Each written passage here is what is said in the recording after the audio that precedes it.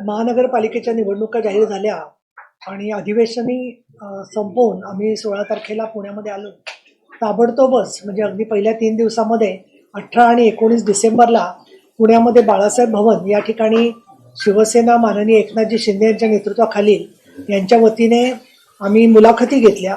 या मुलाखतींच्या वेळेला आपल्यापैकी काही जण आलेले होते आणि साधारणपणे 145 सगळ्यात नव्हे तर 165 वॉर्डांमध्ये त्या प्रभागांमध्ये वेगवेगळ्या प्रत्येक ठिकाणी 350 पावणे 400 पर्यंत उमेदवारांनी मुलाखती दिल्या आणि या मुलाखती आम्ही शहरातल्या सगळ्या पदाधिकाऱ्यांनी एकत्रितपणे घेतल्या. आमदार विजय शिवतारेही त्याला उपस्थित होते, नाना भानगिरे, त्याच्यानंतर रवींद्र धंगेकर, अजय भोसले असे सगळे पदाधिकारी उपस्थित होते. महिला आघाडीच्या कार्यकर्त्या उपस्थित होत्या. ही आमची सगळी मुलाखतींची जी प्रक्रिया होती ती अतिशय पारदर्शीपणाने पार पडली आणि त्याच्यानंतर आम्ही त्याचा रिपोर्ट करून एक व्यवस्थित कुठल्या वॉर्डामध्ये कोण किती इच्छुक आहेत या संदर्भामध्ये करून एक शॉर्टलिस्ट करून अशी नावं कुठले प्रभाग आपल्याला पाहिजे आहेत आणि कुठले प्रभाग आपले चांगले आहेत अशा प्रकारची आम्ही सगळ्या आमची लिस्ट एक तयार करायचं काम हाती घेतलं.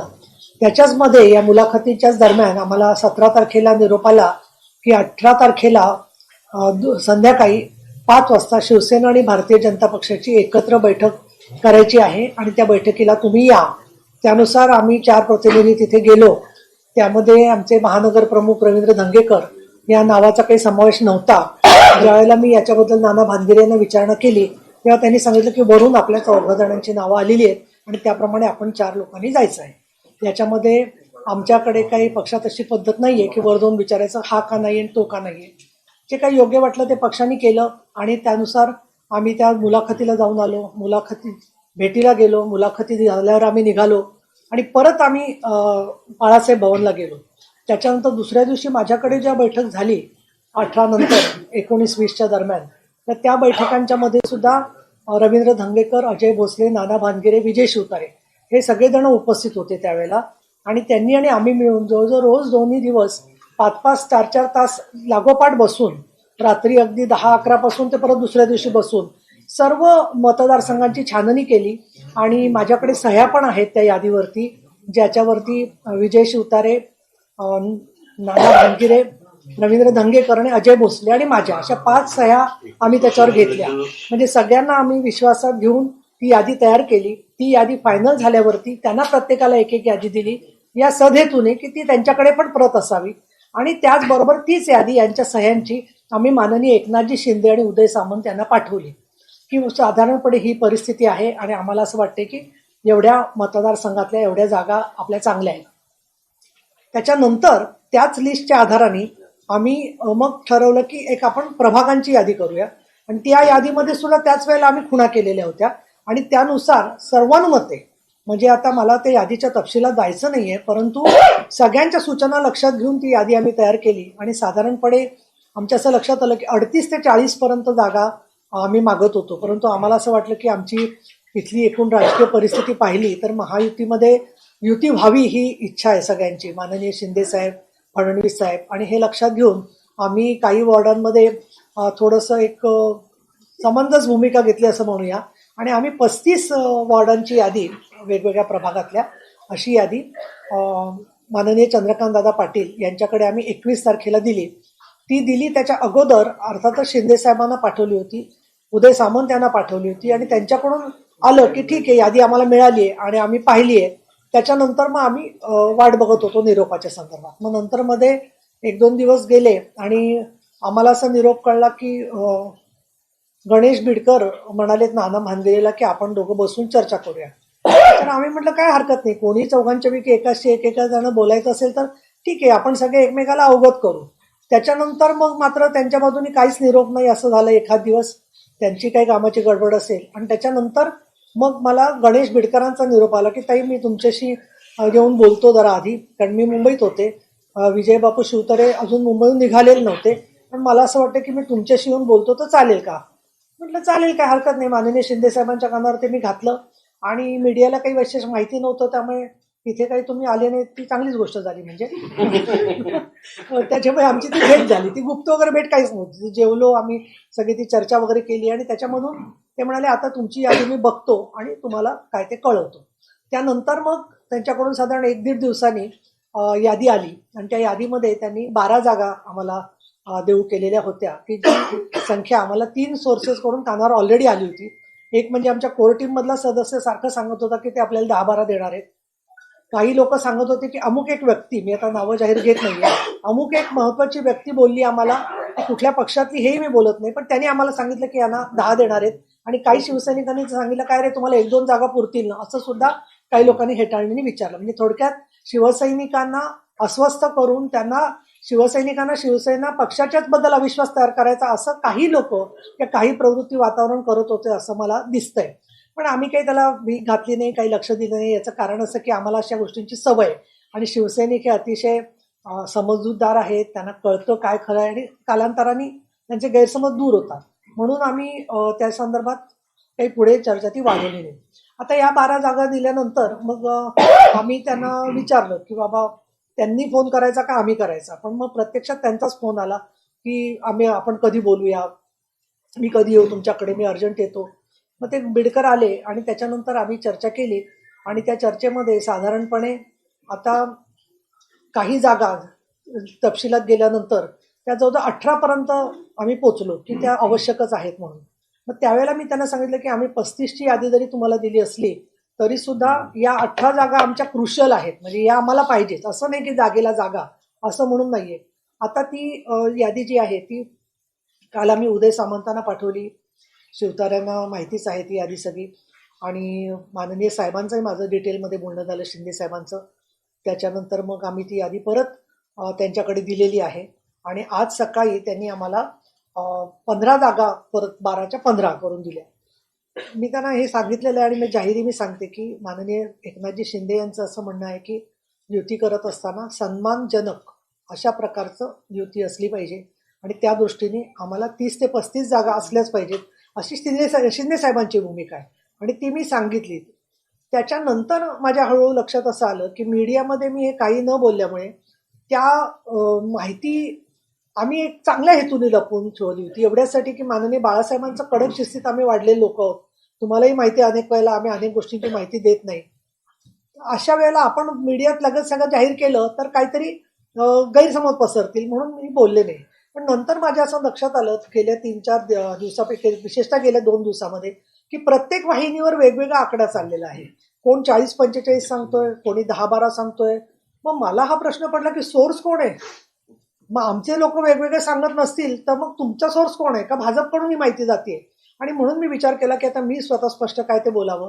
पुढच्या भविष्याच्या दृष्टीने मला सांगायचं आहे असं की आजही ती यादी जी आहे, जी आम्ही 25 पर्यंत 30 पर्यंत आमची अपेक्षा आहे, तर ती यादी जी आहे ती आता फडणवीस साहेबांच्याकडे आणि माननीय शिंदे साहेबांच्या याच्यामध्ये कोर्टामध्ये प्रलंबित आहे. अजूनही काही युती व्हावी असाच आमचा सकारात्मक प्रयत्न आहे. परंतु सन्मानजनक जर का संख्या झाली नाही आणि मोठ्या प्रमाणामध्ये कार्यकर्त्यांचा लोंढा पण आमच्याकडे येतोय, तो सगळा विचार करून आम्ही योग्य तो निर्णय लवकरात लवकर घेऊ. हा सगळा निर्णय जो आहे तो माननीय एकनाथजी शिंदे यांच्याच निर्णयानुसार होणार आहे. ते निर्णय आमच्या चौघांच्या पैकी शहरामध्ये आम्ही कुणाकडे स्वतःकडे घेतलेले नाहीयेत की ज्याच्यामध्ये युती करायची की नाही, हा निर्णय आम्ही स्वतः करणार आहोत.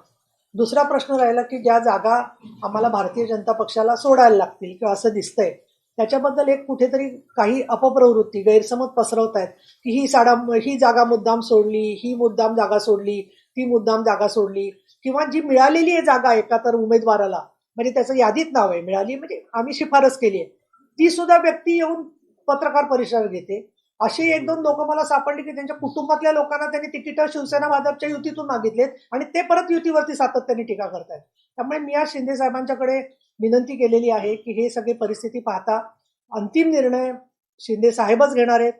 आता एक साधारण असं चाललेलं आहे की उद्या सकाळपर्यंत आमच्या महायुतीबद्दलचं काहीच प्रगती भाजपकडून आली नाही, तर आमचे कार्यकर्ते जे आहेत, पदाधिकारी जे आहेत, जे आम्हाला उत्तम असे वाटले, तर त्यांच्याबद्दलची जी आम्ही यादी केलेली आहे ती मी उरलेल्या सगळ्या आमच्या प्रतिनिधींना विचारणार आहे आणि त्यामधून आम्हाला जे योग्य वाटतील त्यातल्या उमेदवारांना अर्थात वरती कळवून फॉर्म आणून घ्यावेत, फक्त त्यांनी भरायचे नाहीयेत. आधी फॉर्म आणून घेऊन सगळी कागदपत्र पूर्तता करून घ्या आणि 29 तारखेला अंतिम यादी जी आहे पक्षाची, मग ती वॉर्डांच्या संदर्भातली असेल किंवा सगळ्या उमेदवारांच्या बद्दलची असेल, ती जाहीर होईल सकाळी आणि त्याच्यानंतर फॉर्म भरण्याची प्रक्रिया 29 तारखेला होईल.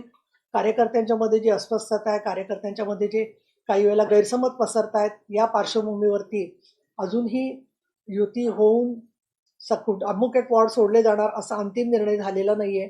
त्याचबरोबर युती काहीतरी मोडली किंवा युतीच्या संदर्भात नकारात्मक भूमिका आहे आमची, अशातलाही भाग नाहीये.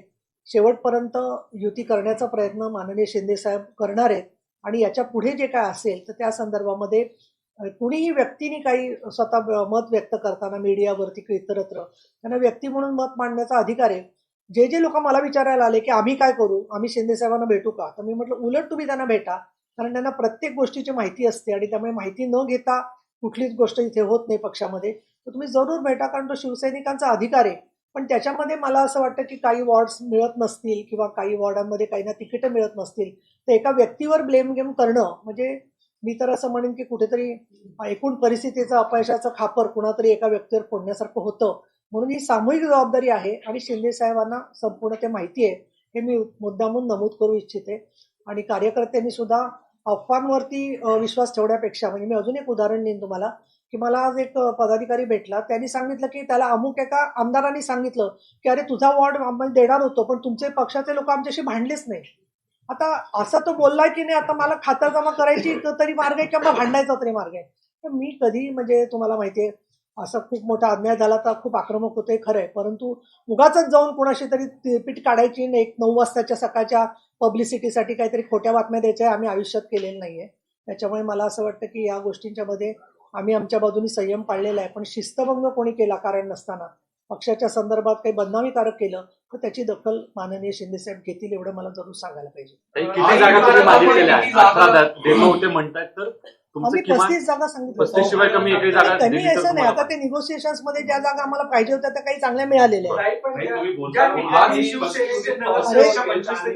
अरे असं आहे, आता 3 दिवसापूर्वी आम्ही त्या बोललो त्या जागा वेगळ्या होत्या.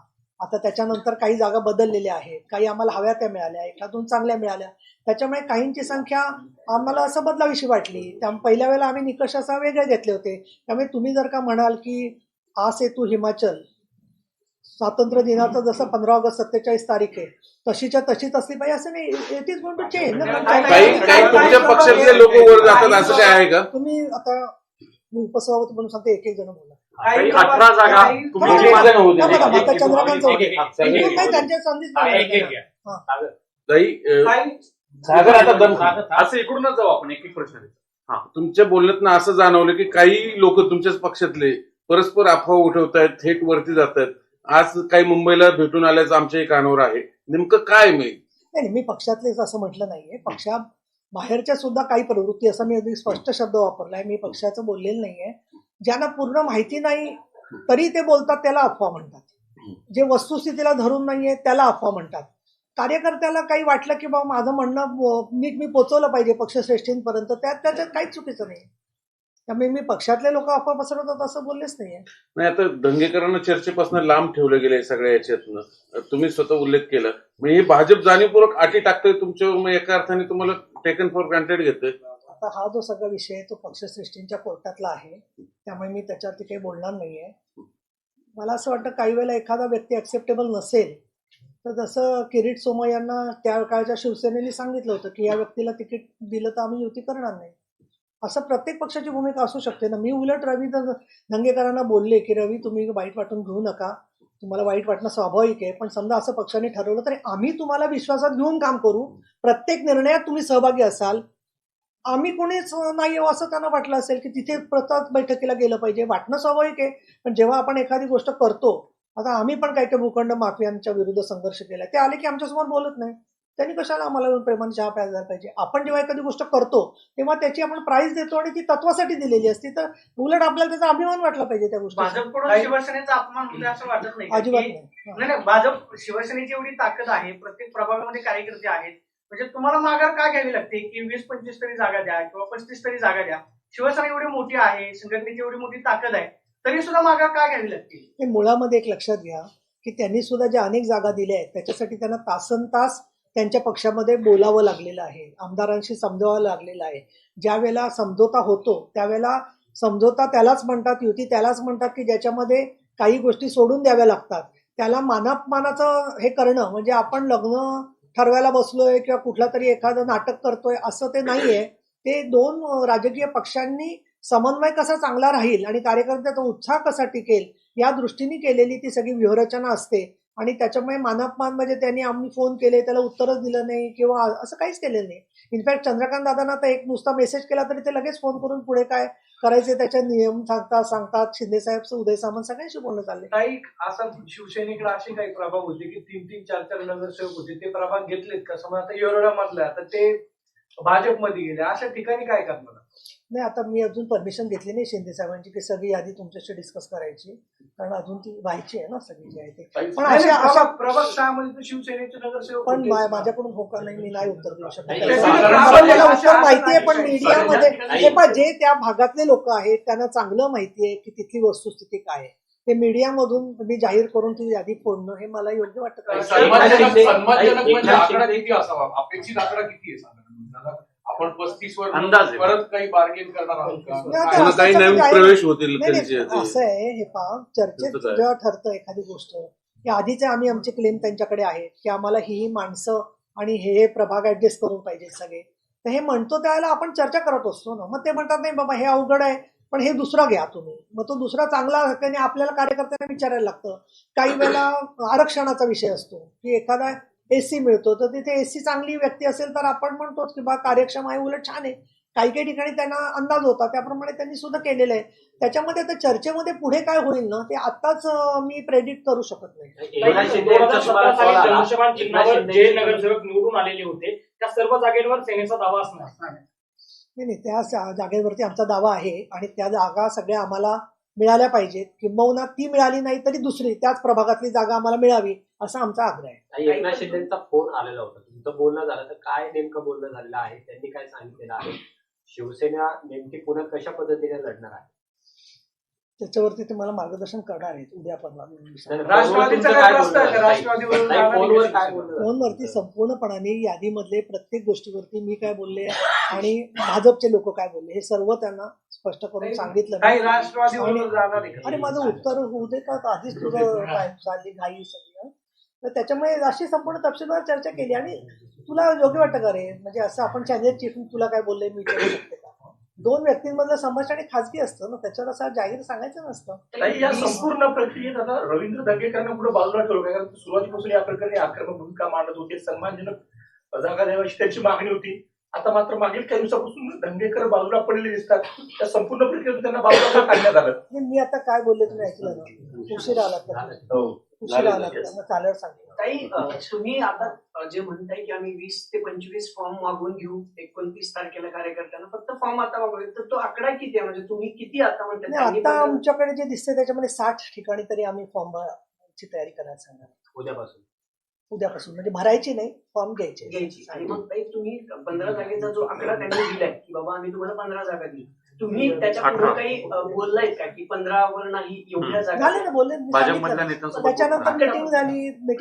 मग ते काय म्हणतात? त्याच्या पुढे नाही नाही, म्हणतात त्याच्या ते. पुढे नाही वगैरे काही बोलत नाही. एक प्रलंबित आहे विषय मी म्हटलं. काही काही ठिकाणी स्वबळावर किंवा राजकारणासोबत किंवा मैत्रीपूर्ण लढत अशी काही ऑप्शन येऊ पार्टीचा शकतात. आकडा आणि एक तुमच्या प्रस्तावाचा आकडा आणि त्यांना दिलेला आकडा आणि त्यांच्याकडनं आलेला आकडा एकदाच मी सांगितलं तुम्हाला की 35 आम्ही मागितली होती आणि आजच्या घडीला त्यांनी 15 जागा केलेल्या आहेत, दिलेल्या आहेत. 15 जागा मान्य केल्या आहेत असं म्हणा. आणि अजून 4 प्रलंबित आहेत. आणि अजून उरलेल्या 25 पर्यंतची जी लिस्ट आहे ती सगळी मुख्यमंत्री आणि माननीय शिंदे साहेब यांच्या अखत्यारीत आहे, कारण ती शहर स्तरावर ठरवता येणार नाही असं त्यांचं म्हणणं पडलं. आणि मला असं वाटतं ते योग्य आहे, ते जे आहे ते म्हणणं त्यांचं. आणि 60चा जो आकडा आहे, 60च्या आकड्याचं काय उद्यापासून तयारी करा. होणार नाही का असं वाटतं? नाही, 60चा जो आकडा आमची फक्त फॉर्म भरण्याच्यासाठी आता एका तुम्हाला तर माहिती आहे ना 22-23 वेगवेगळे अफिडेव्हिट्स आहेत, एनओसीज घ्यायला लागतात. त्यांना परत शनिवार रविवार ऑफिस बंद आहेत, त्यामुळे फॉर्म घेऊन त्यांनी फक्त तयारी करायची. याचा अर्थ त्यांना फॉर्म भरला म्हणजे प्रत्येक कार्यकर्ता एवढा काय अपरिपक्व नाहीये की भरला फॉर्म की जाऊन सगळेजण फॉर्म भरणार आहे. एवढं तर आहेच ना आपलं त्यांचं. 60 ठिकाणी फॉर्म भरायला सांगितले जातं. तुला मराठीत बोलले मी का कानडीत बोलले हा? भरायला मी काय की सांगितलं म्हणून तुला? सांगतो. कोरा चुकायला फॉर्म नको. न सबमिट करता फक्त स्वतःकडे भरून ठेवायचा आहे. ओके करून झालं. परत सरळ वाक्य सांगू तुला? हा, नाही. चुकायला नको ताई म्हणून नाही, नाही. ग्रीन सिग्नल दिला तर ते हा. ग्रीन सिग्नल नाही, भगवा आदेश. आणि 60च का होतं? मग 165 का नाही 60च का मग?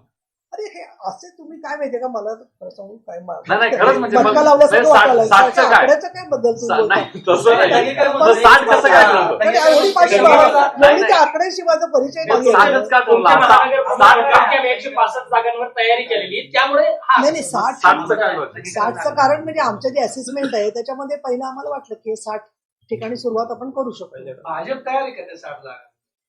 भाजप तयार आहे ना. युती तुटली तर भाजप तयार आहे. साहेब पण ते युती करण्यासाठी आटोकाट प्रयत्न करतात. ठीक आहे. Career kind information. मग हे बार्गेनिंगचं प्रकरण नाही का म्हणजे तुमच्याकडनं एका अर्थाने म्हणजे बघा आमच्याकडे 60 तयार आहेत, एवढ्या जागा द्या नाही तर काय आम्ही माहितीये करू. का, वेळ काय झाली, आज तारीख काय आली, आज 25 तारीख आली. त्याच्यामुळे बार्गेनिंग कधी माणूस करेल 8 दिवस आधी असताना. आता शेवटी त्या कार्यकर्त्यांचा पण जीव टांगणीला लागलेला आहे. त्यांना पण तयारी करायला लागते. त्यांचे सुद्धा सगळे सर्टिफिकेट्स आणि जमा करायचे असतात. तसंच बाकीचं सुद्धा कार्यकर्ते याच्यामध्ये असतात. काही ठिकाणी 2-2, 3-3 इच्छुक असतात. हा सुद्धा सगळा विषय आहे ना. तरी महायुतीला त्यांनी 15-18 म्हणतात, तर इतर तुमच्या महायुतीतल्या इतर पक्षांना भाजप सोडून किती जागा द्यायचं तुमच्या महायुतीच्या बैठकीत ठरलेलं आहे? आमचं काय 150 जागा भाजप लढणार आहे मग? नाही, त्याच्यावरती काही चर्चा नाही झाली. त्यांनी कोणाला किती जागा द्यायच्या तो त्यांनी ठरवावं ना. आमची जागा मागितली असेल तर आम्ही परस्पर चर्चा केलेली आहे पूर्वीच्या वेळेला युती झाली त्यावेळेला. काही वेळेला आरपीआय आणि आम्ही आणि तो राष्ट्रीय समाज पक्ष आणि शिवसेना अशा चर्चा पूर्वी झालेल्या आहेत. पण आता तशी सिस्टीम नाहीये. त्यांचं ते त्यांच्याच जागा देणार ना ते. अजित पवार यांच्याकडून काही प्रस्ताव आहे? नाही, त्यांना मी टीव्हीवर बघते सारखी, पण प्रस्ताव काही माहित नाही मला. आता ताई जिथे शिवसेनेचं केडर आहे अनेक वर्षांपासून, तिथलेच जर भाजप त्यांच्याकडे प्रवेश घेत असतील तर या संदर्भात आपण काही बोललो होतो का युती म्हणून की जिथे शिवसेनेचं केडर आहे तिथे किमान तरी तुम्ही लोक तुमच्या पक्षात प्रवेश करून घेऊ नका म्हणून असं काही बोललो नाही नाही, होतो आम्ही आधी बोललेलो आहे. आधी स्वतः श्रीकांत शिंदेही बोलले होते या विषयामध्ये की आमचे ज्या काही 6 नगरसेवक त्यांच्याकडे गेले त्यावेळेला त्यांना एखाद्यास मला असं वाटतं की असं वाटलं असेल की तिकडे गेलं की आपल्याला डायरेक्ट जागा मिळतील, त्यांना आमच्या शिवसेनेत यायचं नसेल. आता शेवटी कोणावरती आपण जबरदस्ती करत नसतो ना त्यामध्ये जायचं. त्यामुळे हा एक विषय आहे. दुसरं, युतीमध्ये किंवा कुठल्याही आघाडीमध्ये थोडंफार लोक इकडे तिकडे जातच असतात. आमच्याकडे पण काही लोक आलेले आहेत ना, बाकीच्या शहरांमध्ये, ठाण्यामध्ये, इकडे तिकडे भारतीय जनता पक्षातून सुद्धा लोक आलेली आहेत. त्यामुळे या गोष्टी जेवढ्या समन्वयाने होतील तेवढ्या चांगल्या होतील त्याच्यामध्ये. जे काही. 2 तुमच्या जागा होत्या म्हणजे ज्यावेळेस इलेक्शन झाली आधी, त्या जरी आता ठाकरे गटाकडे असतील, शिवसेना म्हणून तुम्ही लढत, एक कोथरूडची पृथ्वीराज सुतारांची, संजय भोसलेंची, त्या 2 जागा त्या तुमच्या होत्या शिवसेनेच्या, आणि त्यात तेच 2 नगरसेवक भाजपने घेतले. अजितदादांना पण हा प्रश्न विचारला. दादांनी सांगितलं होतं की महायुतीत असं ठरलं होतं की निवडणुकात जरी आपण एकत्रित लढू किंवा मैत्रीपूर्ण लढू, पण एकमेकांचे पदाधिकारी किंवा माजी नगरसेवक किंवा नेते फोडायचे नाही. तरी देखील भाजप पुण्यात हा गेम करते असं वाटतंय तुम्हाला? नाही, थोडं एक काय झालंय माहितीये का, म्हणजे आता मी मधल्या काळामध्ये जवळजवळ असं वातावरण होतं की पुण्यात युती होणार नाही.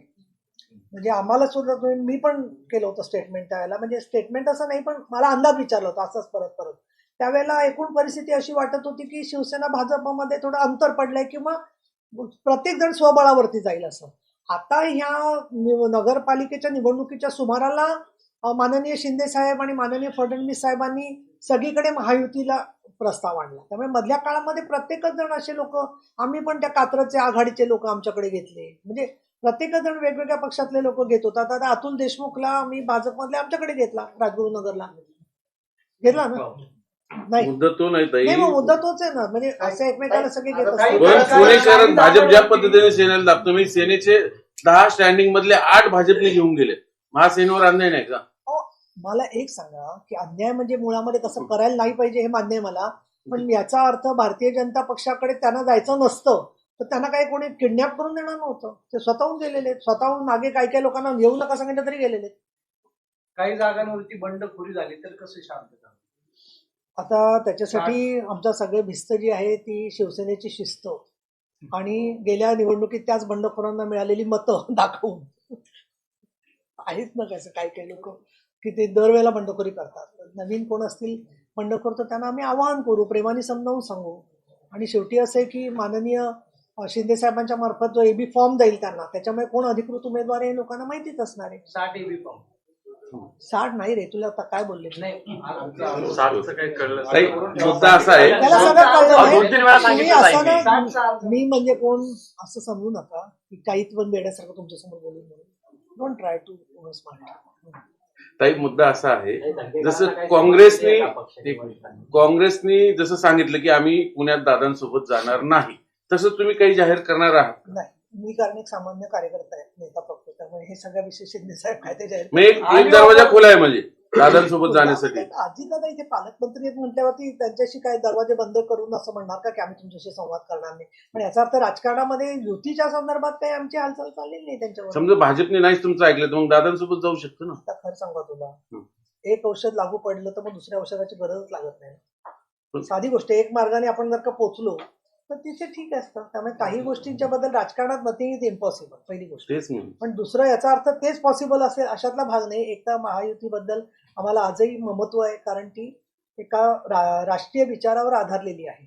आणि त्याच्यासाठी 2019ला एवढं मोठं उद्रेक होऊन त्याच्यानंतर माननीय शिंदे साहेबांनी ज्या मुद्द्यांसाठी म्हणून हे सर्व एकत्र घडवलं परत, आणि मग 370वा कलम, राम जन्मभूमी, मुस्लिम महिलांचे प्रश्न, समान नागरी कायदा, त्या मुद्द्यांवरती भाजप आणि आम्ही बरोबर आहोत. म्हणून मतभेद असले तरी सुद्धा श्रीकांत शिंदेना त्यांनी परदेशी डेलिगेशन मध्ये पाठवलं. आम्ही प्रत्येक वेळेला केंद्राच्या बाजूनी मतदान करतो.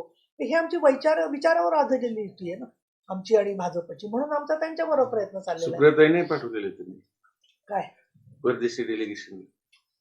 ते त्यांचे कसे असतील संबंध त्याच्यावर अवलंबून आहे ना. प्रियंका चतुर्वेदी गेली, बजेटचे प्रवेश झाले, महाबाबा गुलाब असतील किंवा इतर कार्यकर्ते आहेत, त्या सगळ्यांची नावं त्या ह्याच्यामध्ये आहेत आणि ते नाकारलं जात आहे भाजप, असं आहे काय? नाही, असं मी ओपन आउट करू शकत नाही कुठली गोष्ट. पण जे आले त्यांचा सन्मान ठेवण्याचा आटोकाट प्रयत्न केला जाईल आणि जुन्या कार्यकर्त्यांचाही सन्मान केला जाणार. असं नाही की फक्त नवीन लोकांना स्थान देणार. पण काही कार्यकर्त्यांचा रोष पाहायला मिळतोय 2-3 दिवस झाले.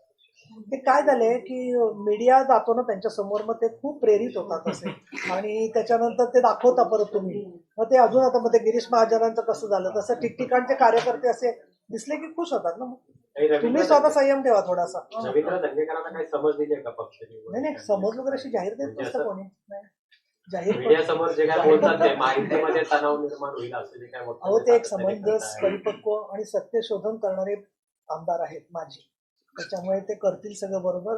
त्यांना आम्ही काही वेळेला सांगतो की बाबा थोडंसं तुम्ही सावधीने घ्या आणि तुमच्यावर अन्याय होऊ देणार नाही.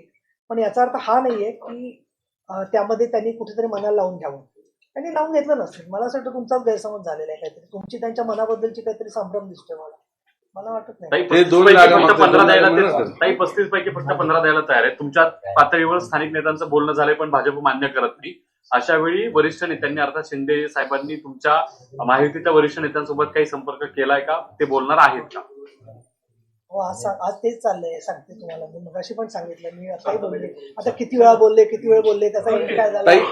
ताई, शेवटचा प्रश्न. शिवसेनामय उभाटा गट जे 10 ऑब्व्हियसली होते, पण आज त्यांच्याकडे एकही नगरसेवक राहिलेले नाही. आणि कसं बघतो माहिती म्हणजे काय भाजप एक नाही म्हणजे माझी पण अगदी आज अशोक हरनावळ पण भाजपने सगळे मी फोडले.